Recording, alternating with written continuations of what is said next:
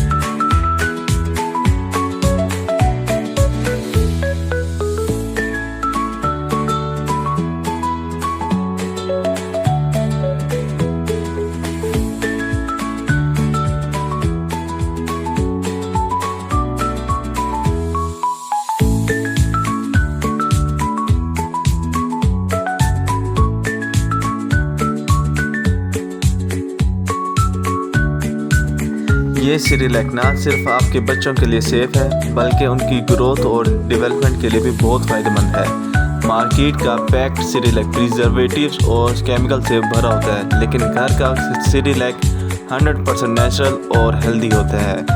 अगर आपको ये रेसिपी पसंद आए तो वीडियो को लाइक, शेयर और सब्सक्राइब लाजमी करें। शुक्रिया।